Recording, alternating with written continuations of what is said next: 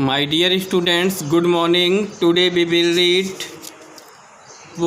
poem number first. Poem name is The Road Not Taken. Poet is Robert Frost. तो poem का नाम है the road not taken और इसके कवि हैं, पोएट हैं रॉबर्ट फ्रॉस्ट महोदय जी. तो आज हम लोग टू स्टैंजाज की रीडिंग करेंगे. Stanza number first and stanza number second. 4 stanza हैं इस चैप्टर पे. तो इस पोयम के आज हम लोग 2 स्टैंजाज की रीडिंग करेंगे. फर्स्ट स्टैंजा है to roads diverged in a yellow would. डाइवर्ज्ड means यहाँ होता है अलग अलग होना, मतलब अलग अलग दिशाओं में चले जाना. येलो वुड मीन्स होता है पतझड़ ऋतु का जंगल, जब पत्तियाँ पीली पड़ जाती हैं उस समय को हम येलो वुड कहते हैं. Two roads diverged in a yellow wood and sorry I could not travel both and be one traveller long stood and looked down one as far as I could to where it bent in the undergrowth. Undergrowth means होता है पौधे और झाड़ियों की घनी वृद्धि. Bent means होता है मुड़ना. as far as means होता है इस सीमा तक की. Long का अर्थ यहाँ बहुत देर तक है. तो चलिए अब हम इसको समझते हैं one line by one line. तो फर्स्ट लाइन पहले देखते हैं. Two roads diverged in a yellow would. पतझड़ की ऋतु में जंगल में एक स्थान पर 2 सड़कें अलग अलग दिशाओं पे चली जाती हैं. पतझड़ की ऋतु में जंगल में एक स्थान पर 2 सड़कें अलग अलग दिशाओं में चली जाती हैं. And sorry I could not travel बात, और मुझे दुख इस बात का है, खेद की बात यह थी कि मैं अकेला यात्री था, दोनों सड़कों पर नहीं जा सकता था. खेद की बात यह थी कि मैं अकेला यात्री था और दोनों सड़कों पर यात्रा नहीं कर सकता था.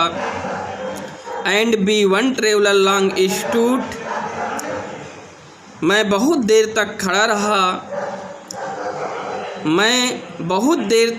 रहा. And looked down one as far as I could.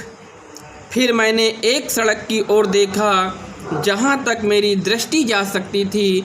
फिर मैंने एक सड़क की ओर देखा जहाँ तक मेरी दृष्टि जा सकती थी, वहाँ तक मैंने देखा. To where it bent in the undergrowth. तब मैंने देखा कि यह पौधों और झाड़ियों के झुरमुट में गायब हो गई और आगे नहीं दिखाई दी. अर्थात मैं खड़ा होकर उस सड़क को देखता रहा, लेकिन दूर तक मैंने जब देखा तो आगे मुझे झुरमुट अर्थात पेड़ों की छाया, पेड़ वगैरह दिखा, जिससे मुझे आगे का रास्ता क्लियर नहीं हो पा रहा था. अब हम लोग चलते हैं स्टैंजा नंबर सेकंड पर और स्टैंजा नंबर सेकंड को समझते हैं.